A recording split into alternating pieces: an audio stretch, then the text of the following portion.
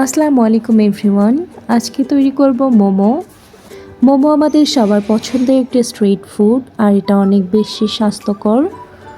আজকের ভিডিওতে চেষ্টা করব কিভাবে খুব সহজেই মোমো তৈরি করা যায় সেই বিষয়টি বোঝানোর।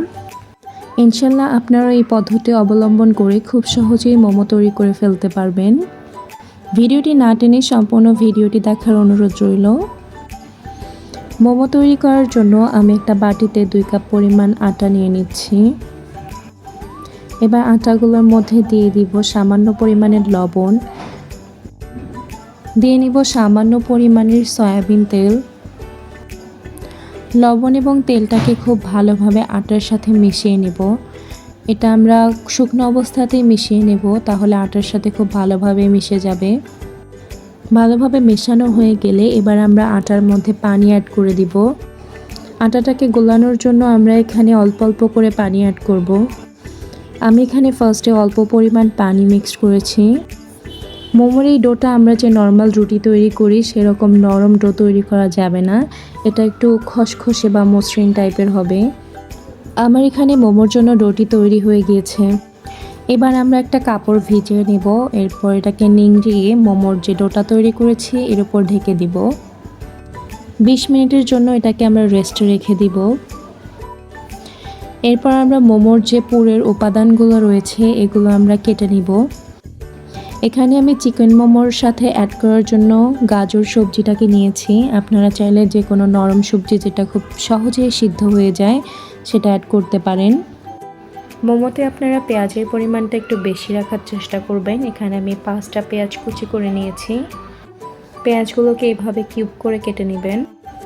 এখানে আমি মুরগির বুকের মাংস একটি ছুরির সাহায্যে কিমা করে নিয়েছি। আপনাদের কাছে এই পদ্ধতিটি ঝামেলার মনে হলে ব্লেন্ডারে 1 থেকে 2 বার ব্লেন্ড করে নিতে পারেন। এবার মুরগির মাংসটির সাথে দিয়ে দিব কোচানো গাজরগুলো। এখানে আমি 2টা গাজর ব্যবহার করেছি। দিয়ে দিব কোচানো পেঁয়াজ। মোমোর পুরের জন্য আমি এখানে 4টি কাঁচামরিচ কুচি নিয়েছি। এবার দিয়ে দিব কোচানো কাঁচামরিচগুলো। দিয়ে দিব 1 চামচ পরিমাণ আদা এবং 1 চামচ পরিমাণ রসুন বাটা। এবার দিয়ে দিব কোচানো ধনেপাতা। আপনারা চাইলে এটাকে স্কিপও করতে পারেন। দিয়ে দিব সাদা গোলমরিচের গুঁড়ো। এখানে সামান্য পরিমাণে সাদা গোলমরিচের গুঁড়ো দিলেও হবে, আপনাদের কাছে কালো গোলমরিচের গুঁড়ো থাকলে সেটাও ব্যবহার করতে পারেন। লবণ দেব 1 চামচ পরিমাণ। সামান্য পরিমাণে সয়া সস দিয়ে দিব। ভিনেগার দিয়ে দিব 2 চামচ পরিমাণে। দিয়ে দিব খুব সামান্য পরিমাণে তেল। এবারে সবগুলো উপকরণকে হাতের সাহায্যে ভালোভাবে মিশিয়ে নিব। মোমোর মেইন উপাদান হচ্ছে মোমোর ভিতরের পুরটা।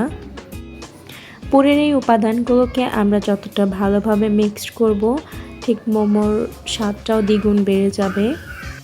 যেহেতু এখানে আমি মাংসের কিমার সাথে গাজর ব্যবহার করেছি, এজন্য আমাকে মাংসের কিমার সাথে গাজরগুলোকে খুব ভালোভাবে মিশিয়ে নেওয়ার জন্য বেশ কিছুক্ষণ হাত দিয়ে মিক্সড করে নিতে হবে।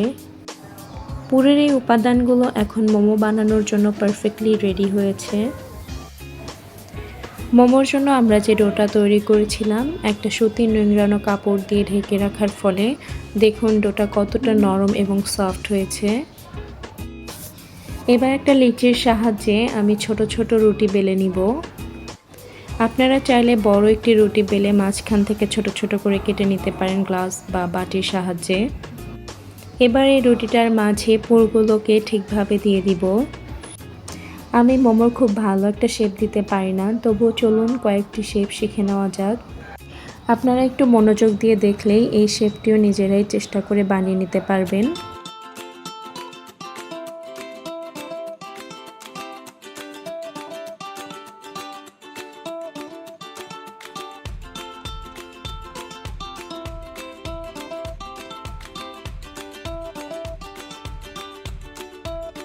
দেখুন তৈরি হয়ে গেল সুন্দর শেপের একটি মোমো। এখানে আমি আরও 3 ধরনের শেপের মোমো তৈরি করে দেখিয়ে দিচ্ছি।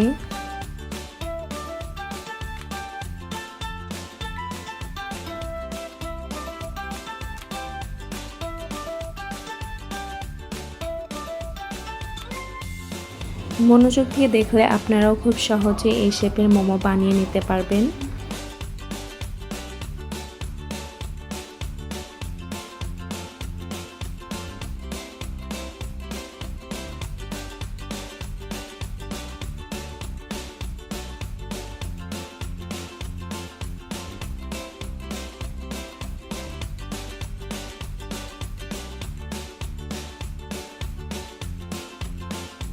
আমার কাছে মোমোর শেপের মধ্যে এটা অত্যন্ত সহজ একটি শেপ, যে কেউ চাইলে খুব অল্প সময় এটি বানিয়ে নিতে পারবে।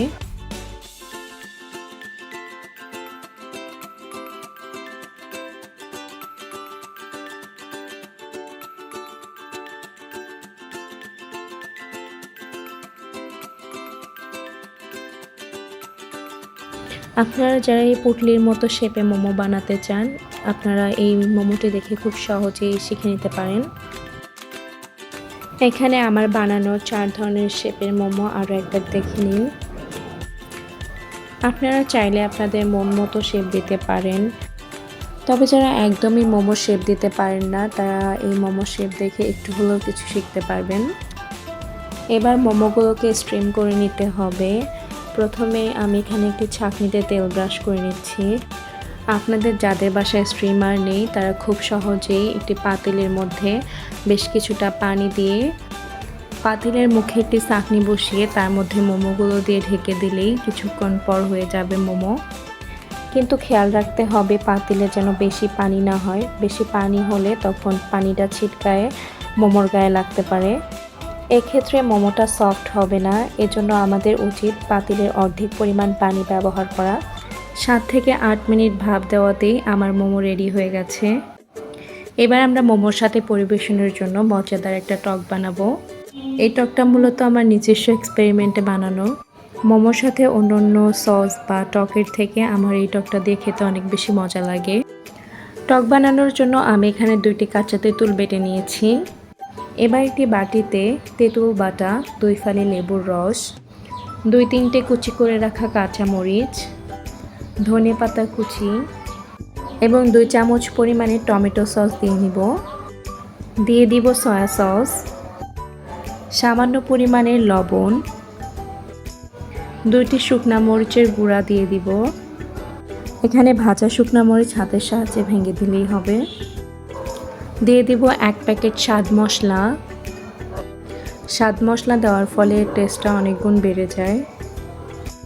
সবগুলো উপকরণ দেওয়া হয়ে গেলে এর মধ্যে অ্যাড করে দিব সামান্য পরিমাণের পানি। খুব বেশি পানি ইউজ করব না, এতে টকটা অনেকটা পাতলা হয়ে যাবে। চেষ্টা করব মিডিয়াম রাখার জন্য। আমাদের এই সসটি মোমো দিয়ে খাওয়ার জন্য এখন রেডি। দেখুন মোমোগুলো দেখতে কতটা ইয়ামি হয়েছে। এটা দেখতে যতটা সুন্দর হয়েছে, ভেতরটা ঠিক ততটাই ক্রিস্পি এবং সফট হয়েছে। আপনারাও বাড়িতে খুব অল্প সময়ে সহজভাবে মোমোর এই রেসিপিটি তৈরি করে দেখতে পারেন। আর আমার চ্যানেলে যারা আপনারা নতুন আছেন, লাইক, কমেন্ট, শেয়ার এবং সাবস্ক্রাইব করে পাশে থাকবেন ইনশাআল্লাহ। Thanks for watching. আসসালামু আলাইকুম। আল্লাহ হাফেজ।